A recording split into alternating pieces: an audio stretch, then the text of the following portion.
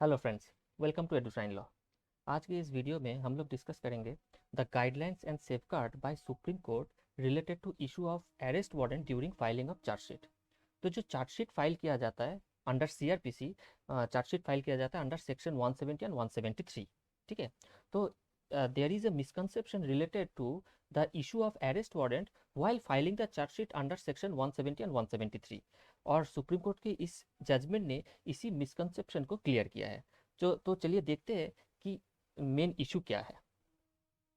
देखिए, under section 170 CrPC, under section 170 CrPC ये कहा गया है कि इन्वेस्टिगेशन के बाद, इन्वेस्टिगेशन के दौरान अगर कोई सफिशिएंट एविडेंस मिलता है एक्यूज्ड के अगेंस्ट, ठीक है, सो एक्यूज्ड के अगेंस्ट जो इन्वेस्टिगेटिंग एजेंसी है उसको सफिशिएंट एविडेंस मिला, तो दैट द इन्वेस्टिगेटिंग एजेंसी कौन कौन से एजेंसी हो सकता है, जैसे police, CBI, CID etcetera. These are the investigate agencies और उनके जो ऑफिसर इंचार्ज होते हैं। ठीक है। तो अगर एविडेंस मिलता है then the police report has to be filed before the magistrate. तो ये जो पुलिस रिपोर्ट है that is called the chargesheet.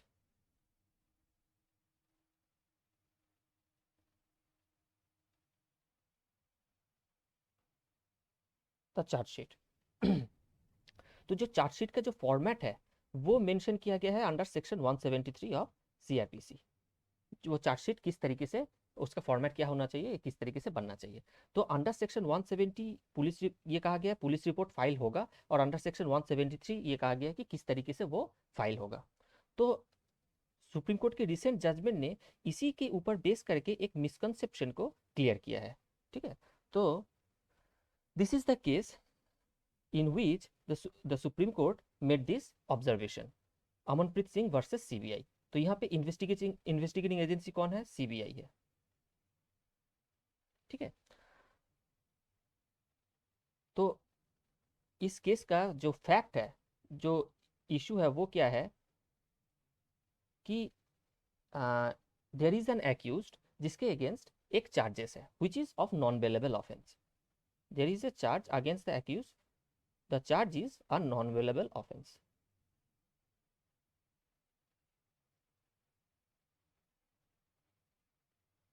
Non bailable offense.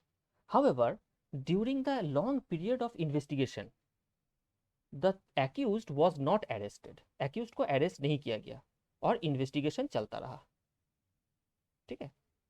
accused को arrest नहीं किया गया,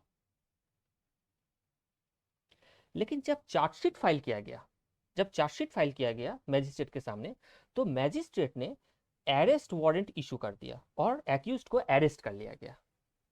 तो that is the main issue in this case. और इसी के बारे में सुप्रीम कोर्ट ने ये मिसकंसेप्शन क्लियर किया है।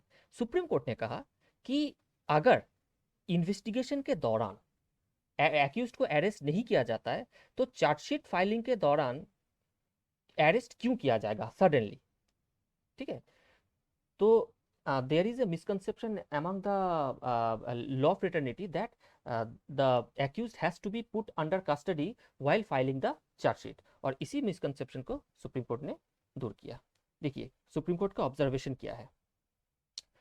whenever the investigation is carried out by investigating agency without arresting the accused, without arresting the accused, मतलब इन्वेस्टिगेशन के दौरान एक्यूज्ड को अरेस्ट नहीं किया गया, the magistrate should issue process of summon and not arrest warrant while filing the chargesheet. तो supreme court ने यह कहा कि अगर इन्वेस्टिगेशन के दौरान उसको अरेस्ट नहीं किया गया है और चार्जशीट फाइलिंग के दौरान सडनली अरेस्ट कर लिया जा रहा है तो इसके पीछे कोई लॉजिक नहीं है। तो क्या करना चाहिए मैजिस्ट्रेट को, उसको समन इशू करना चाहिए। ठीक है। Now if the magistrate issue his discretionary power to issue arrest warrant, he has to record reason। उसको रीजन रिकॉर्ड करना पड़ेगा अगर वो अपने डिस्क्रिशनरी पावर यूज करके अरेस्ट वारंट इशू करना चाहता ही है। Now come to section 87 of CrPC. Under section 87 of CRPC, the magistrate is empowered to issue arrest warrant along with summon। ठीक है।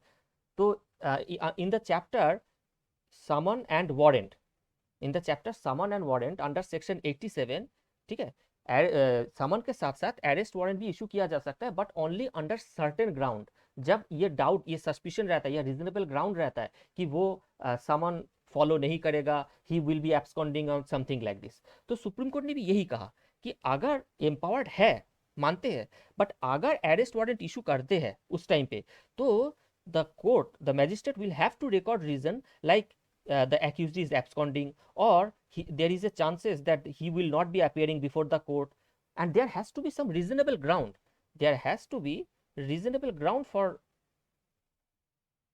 such reasonable ground, and the magistrate is bound to show that reasonable ground, ठीक है, nothing should be arbitrary in nature. Number 4, accused need not be arrested just because it is a non-bailable offense when in the entire period of investigation he was not arrested, ठीक है, तो वही चीज यहाँ पे फिर से कहा गया। एंड इन केस ऑफ, अगर अगर वो बेलेबल ऑफेंस होता है, in case of bailable offence the bail has to be granted, ठीक है, अगर एक्यूज्ड खुद बेल अप्लाई करता है तब उसको बेल मिलेगा, और अगर बेल अप्लाई नहीं करता है तो कोर्ट, जो मैजिस्ट्रेट है, उसके magistrate will inform the accused that he has a right of bail, but that is only in case of bailable offence, only in case of bailable offence. But in case of non bailable offence, in case of non bailable offence, अगर investigation के दौरान उसका arrest नहीं किया गया है तो chargesheet filing के दौरान भी उसके अगेंस्ट अरेस्ट वारंट इशू नहीं कर सकते, उसके अगेंस्ट सिर्फ समन इशू कर सकते हैं, और अगर अरेस्ट वारंट इशू करते हैं तो उसके पीछे प्रॉपर रीजन होना पड़ेगा और रीजन को रिकॉर्ड भी करना पड़ेगा। So according to Supreme Court, in case of a non-bailable offense, arrest warrant need not be issued just because charge sheet has been filed, and the misconception regarding such provision of the trial court is misplaced. That has been declared by the Supreme Court in this judgment. Thank you.